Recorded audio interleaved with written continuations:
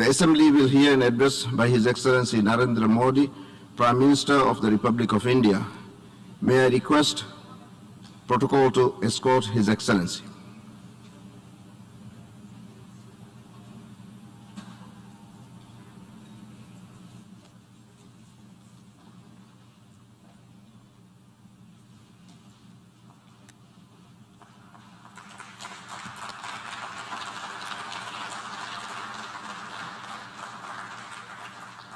I have great pleasure in welcoming His Excellency Narendra Modi, Prime Minister of the Republic of India. I invite him to address the General Assembly. नमस्कार साथियों. Good morning, friends. His Excellency Abdulla Shahid जी, आपको अध्यक्ष पद संभालने की हार्दिक बधाई. आपका अध्यक्ष बनना सभी विकासशील देशों और विशेषकर स्मॉल आइलैंड डेवलपिंग स्टेट्स के लिए बहुत गौरव की बात है. अध्यक्ष महोदय, गत 1.5 वर्ष से पूरा विश्व 100 साल में आई सबसे बड़ी महामारी का सामना कर रहा है. ऐसी भयंकर महामारी में जीवन गंवाने वाले सभी लोगों को मैं श्रद्धांजलि देता हूं और परिवारों के साथ अपनी संवेदनाएं व्यक्त करता हूं. अध्यक्ष महोदय, मैं उस देश का प्रतिनिधित्व कर रहा हूं जिसे मदर ऑफ डेमोक्रेसी का गौरव हासिल है. लोकतंत्र की हमारी हजारों वर्षों की महान परंपरा रही है. इस 15 अगस्त को भारत ने अपनी आजादी के 75वें साल में प्रवेश किया है. हमारी विविधता हमारे सशक्त लोकतंत्र की पहचान है. एक ऐसा देश जिसमें दर्जनों भाषाएं हैं, सैकड़ों बोलियां हैं, अलग अलग रहन सहन खान-पान है. ये वाइब्रेंट डेमोक्रेसी का बेहतरीन उदाहरण है. ये भारत के लोकतंत्र की ताकत है कि एक छोटा बच्चा जो कभी एक रेलवे स्टेशन के टी स्टॉल पर अपने पिता की मदद करता था, वो आज चौथी बार भारत के प्रधानमंत्री के तौर पर UNGA को संबोधित कर रहा है.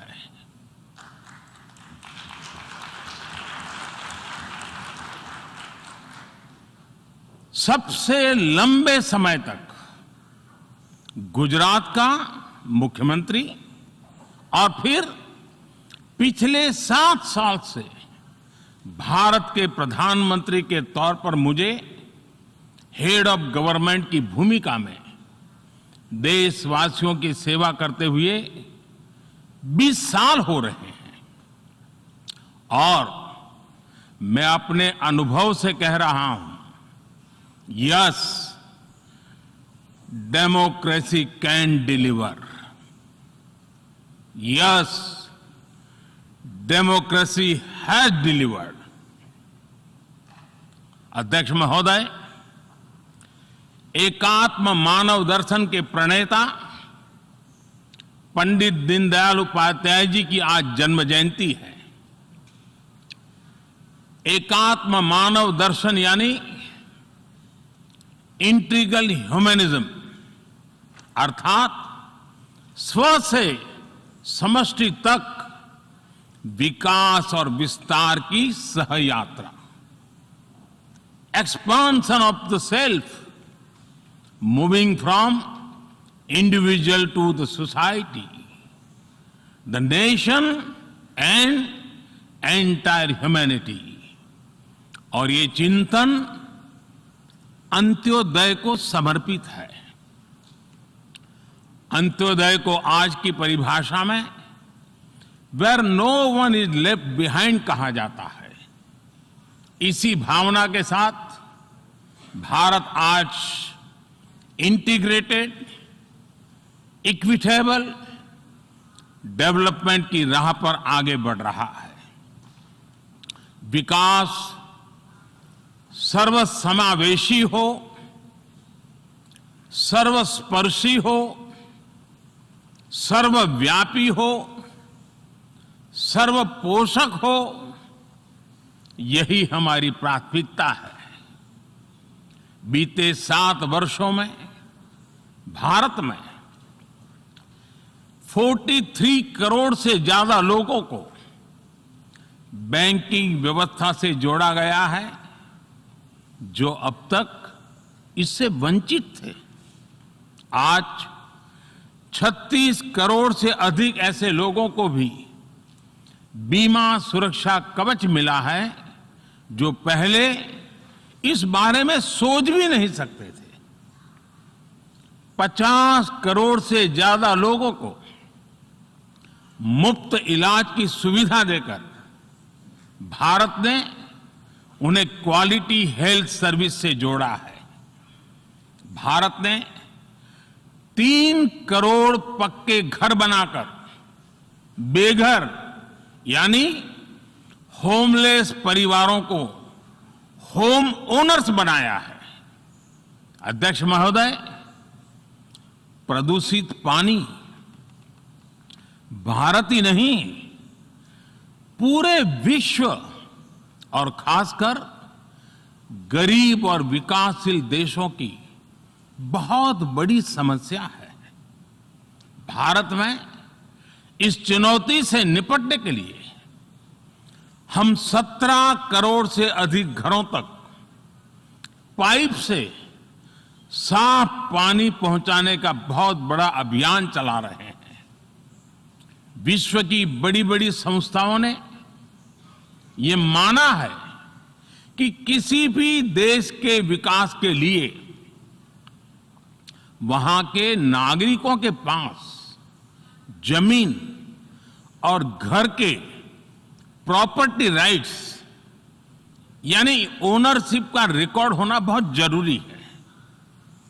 दुनिया के बड़े बड़े देशों में बड़ी संख्या में ऐसे लोग हैं जिनके पास जमीनों और घरों के प्रॉपर्टी राइट्स नहीं है। आज हम भारत के 6 लाख से अधिक गांवों में ड्रोन से मैपिंग कराकर करोड़ों लोगों को उनके घर और जमीन का डिजिटल रिकॉर्ड देने में जुटे हैं।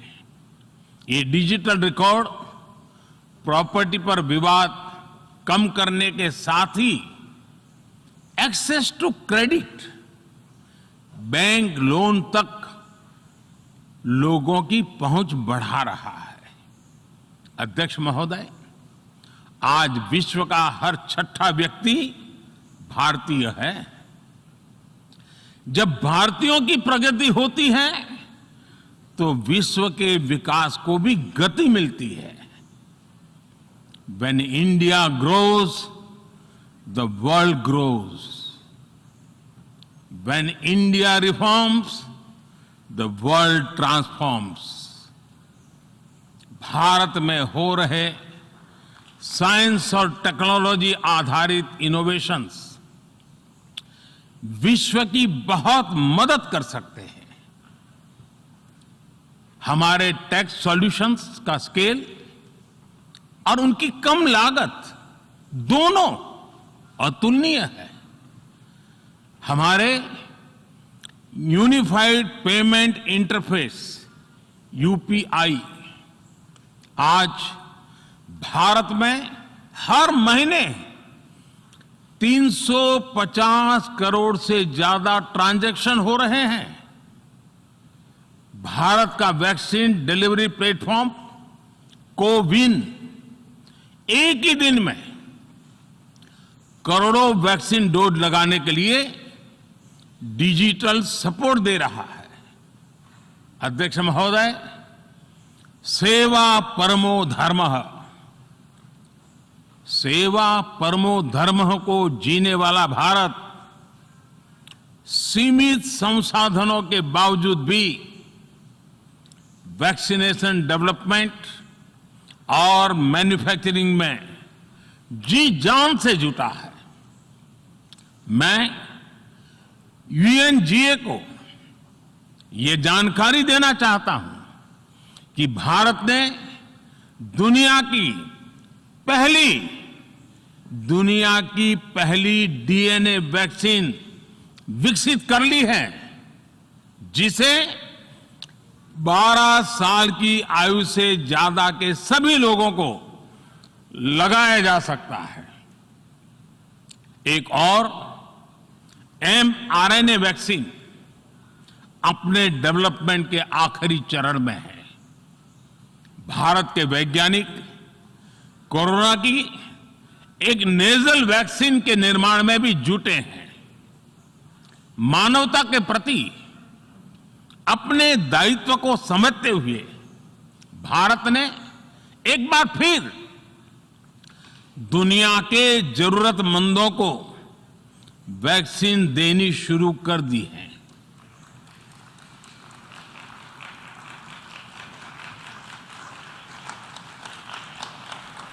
मैं आज दुनिया भर के वैक्सीन मैन्युफैक्चरर्स को भी आमंत्रित करता हूं,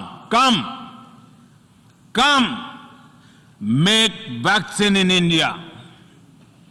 अध्यक्ष महोदय, आज हम सब जानते हैं कि मानव जीवन में टेक्नोलॉजी का कितना महत्व है, लेकिन बदलते हुए विश्व में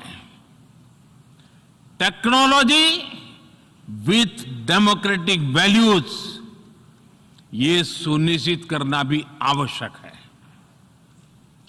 भारतीय मूल के डॉक्टर्स, इनोवेटर्स, इंजीनियर्स, मैनेजर्स किसी भी देश में रहें, हमारे लोकतांत्रिक मूल्य उन्हें मानवता की सेवा में जुटे रहने की प्रेरणा देते रहते हैं।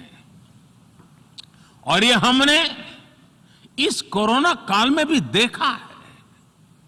अध्यक्ष महोदय, कोरोना महामारी ने विश्व को यह भी सबक दिया है कि वैश्विक अर्थव्यवस्था को अब और अधिक डाइवर्सिफाई किया जाए। इसके लिए ग्लोबल वैल्यू चेन्स का विस्तार आवश्यक है। हमारा आत्मनिर्भर भारत अभियान इसी भावना से प्रेरित है। ग्लोबल इंडस्ट्रियल डाइवर्सिफिकेशन के लिए भारत विश्व का एक लोकतांत्रिक और भरोसेमंद पार्टनर बन रहा है। और इस अभियान में भारत ने इकोनॉमी और इकोलॉजी दोनों में बेहतर संतुलन स्थापित किया है। बड़े और विकसित देशों की तुलना में क्लाइमेट एक्शन को लेकर भारत के प्रयासों को देखकर आप सभी को निश्चित ही गर्व होगा। आज भारत बहुत तेजी के साथ 450 गीगावाट रिन्यूएबल एनर्जी के लक्ष्य की तरफ बढ़ रहा है। हम भारत को दुनिया का सबसे बड़ा ग्रीन हाइड्रोजन हब बनाने के अभियान में भी जुट गए हैं। अध्यक्ष महोदय, हमें अपनी आने वाली पीढ़ियों को जवाब देना है कि जब फैसले लेने का समय था, तब जिन पर विश्व को दिशा देने का दायित्व था, वो क्या कर रहे थे। आज विश्व के सामने रिग्रेसिव थिंकिंग और एक्सट्रीमिज्म का खतरा बढ़ता जा रहा है। इन परिस्थितियों में पूरे विश्व को साइंस बेस्ड रैशनल और प्रोग्रेसिव थिंकिंग को विकास का आधार बनाना ही होगा। साइंस बेस्ड अप्रोच को मजबूत करने के लिए भारत एक्सपीरियंस बेस्ड लर्निंग को बढ़ावा दे रहा है। हमारे यहां स्कूलों में हजारों अटल टिंकरिंग लैब्स खोली गई हैं, इंक्यूबेटर्स बने हैं और एक मजबूत स्टार्टअप इकोसिस्टम विकसित हुआ है। अपनी आजादी के 75 वर्ष के उपलक्ष्य में जब हम आजादी का अमृत महोत्सव मना रहे हैं, भारत 75 ऐसे सैटेलाइट्स को अंतरिक्ष में भेजने वाला है जो भारतीय विद्यार्थी स्कूल कॉलेजों में बना रहे हैं। अध्यक्ष जी, दूसरी ओर रिग्रेसिव थिंकिंग के साथ जो देश आतंकवाद का पॉलिटिकल टूल के रूप में इस्तेमाल कर रहे हैं, उन्हें ये समझना होगा कि आतंकवाद उनके लिए भी उतना ही बड़ा खतरा है। ये सुनिश्चित किया जाना बहुत जरूरी है कि अफगानिस्तान की धरती का इस्तेमाल आतंकवाद फैलाने और आतंकी हमलों के लिए न हो। हमें इस बात के